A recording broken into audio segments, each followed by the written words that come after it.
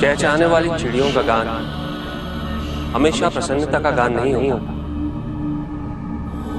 दुख, पीड़ा और मोह ये सब अलग नहीं, एक समान। तुम्हारा मोह ही तुम्हारा दुख और तुम्हारे मोह का त्याग तुम्हें पूर्ण रूप से सुखी कर सकता है।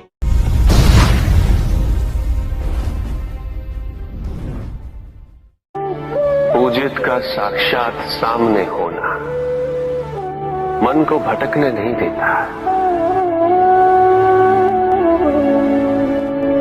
किंतु जो सच्चे भक्त हैं भगवान तो उनके मन में, उनके हृदय में निवास करते हैं।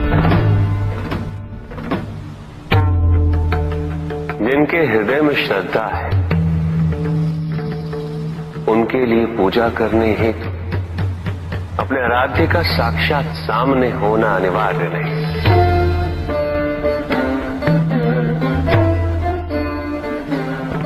वो तो अपने मन के नेत्रों से प्रतिपल उनके दर्शन पा रहे हैं।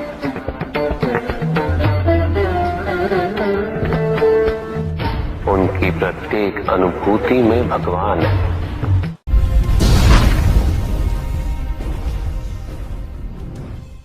सत्य तो शाश्वत है, सत्य ही संसार में संतुष्टि और सुख का माध्यम है।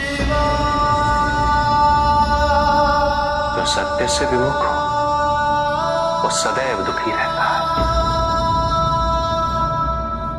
जिसने भ्रम का मार्ग अपना वो आजीवन ढूंढता रहता है, किंतु विडंबना यही कि उसे ये ज्ञात ही नहीं कि वो ढूंढ क्या रहा है। सत्य तो यही कि तुम एक दैव्य अंश हो।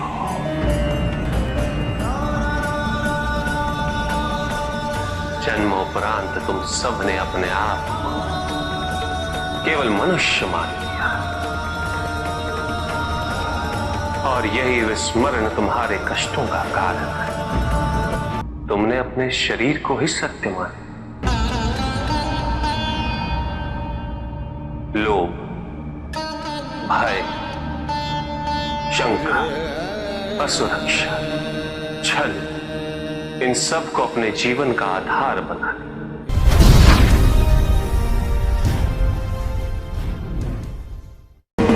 महाशिवरात्रि का व्रत विशेष फलों को प्रदान करने वाला है।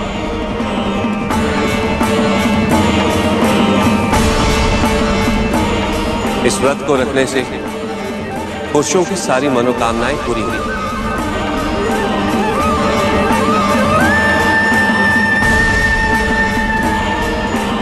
सुहागन स्त्रियों का सुहाग हमेशा बना रहेगा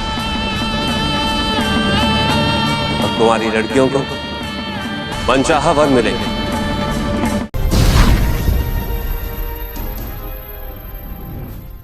पुत्र और पुत्री में भेद करना उचित नहीं, किंतु तब भी कुछ व्यक्ति ऐसी मूर्खता कर बैठते क्योंकि वो कन्या की महिमा से अपरिचित है, क्योंकि वो ये समझ ही नहीं पाते कि कन्या का सम्मान करना प्रत्येक व्यक्ति का धर्म है, क्योंकि कन्या जीवनदायिनी है, वो जननी है और जननी तो केवल सत्कार के योग्य होती है, उपेक्षा की नहीं। उसका तिरस्कार नहीं किया जाता। एक कन्या विवाह के पश्चात दो कुलों को जोड़ती है। परिवार की स्थापना है तो एक कन्या की भूमिका पुरुष से कहीं अधिक महत्वपूर्ण होती है। और जब परिवार से परिवार जुड़ते हैं तो समाज की स्थापना होती है।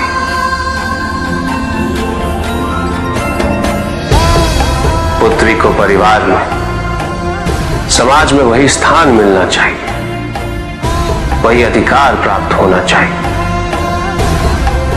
जो एक पुत्र को प्राप्त होते हैं।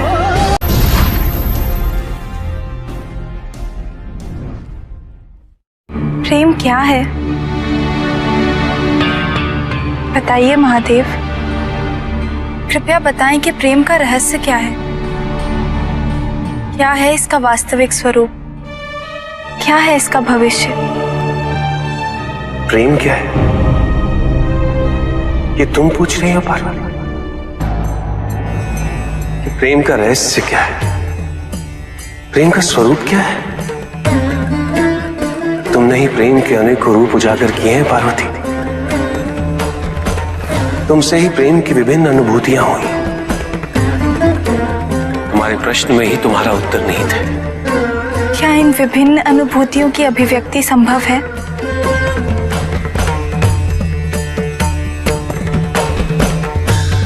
सती के रूप में जब तुम अपने प्राण त्याग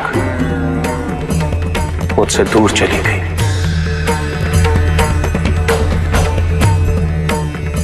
मेरा जीवन,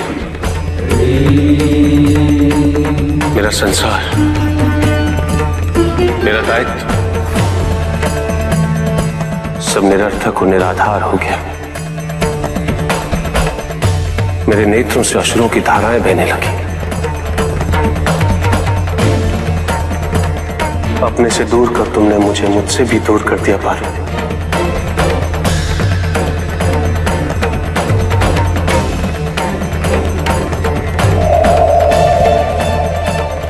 यही तो प्रेम है पार्वती। तुम्हारे अभाव में मेरे अधूरेपन की अति से इस सृष्टि का पूर्ण हो जाना, यही प्रेम है। तुम्हारे और मेरे पुनः मिलन करवाने हेतु इस समस्त ब्रह्मांड का हर संभव प्रयास करना, हर संभव षड्यंत्र रचना।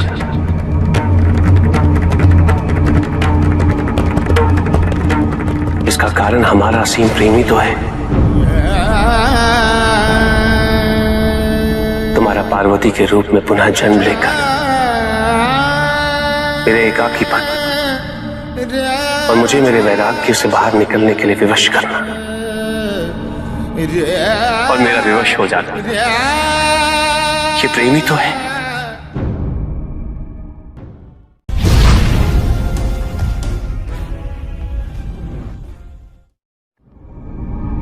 चंद्रमा उसी जल में प्रतिबिंबित होता है जो जल शांत स्थिर।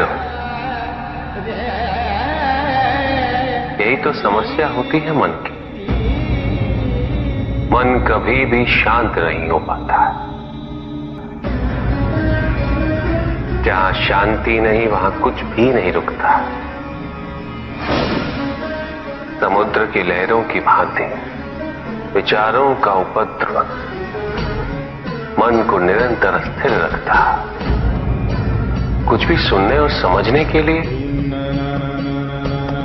मन का मौन रहना आवश्यक है, किंतु मन मौन रहना नहीं जानता।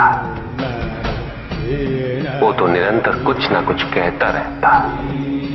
प्रतिपद शब्दों का आक्रमण चलता रहता है मन पर, और यही आक्रमण है जिसके कारण व्यक्ति कभी भी शब्दों के परे नहीं जा पाता। जहां जीवन की सत्यता का बोध उसकी प्रतीक्षा कर रहा होता।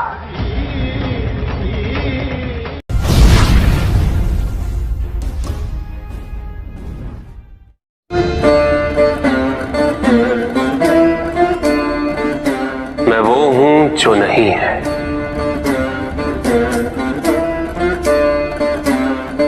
जो नहीं है वो मैं हूं।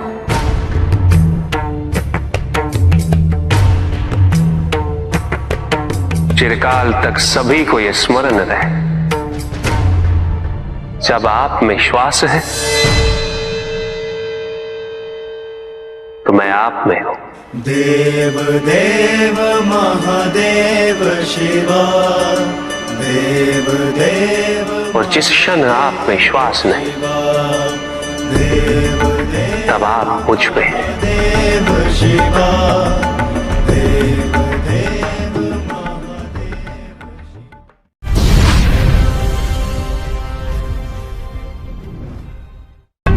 सत्य को जानने के लिए वन में जाना अनिवार्य नहीं है। अपने निजी, पारिवारिक और सामाजिक दायित्वों का परित्याग भी आवश्यक नहीं है। सत्य तो सदैव हमारे साथ है, हमारे सामने है, किंतु हम स्वयं धीरे धीरे उस पे अपने क्रोध, अपने अहम, भय, विचार और महत्वाकांक्षाओं जैसे कई आवरण चढ़ा देते हैं। सत्य हमसे नहीं, हम स्वयं सत्य से दूर हो जाते हैं।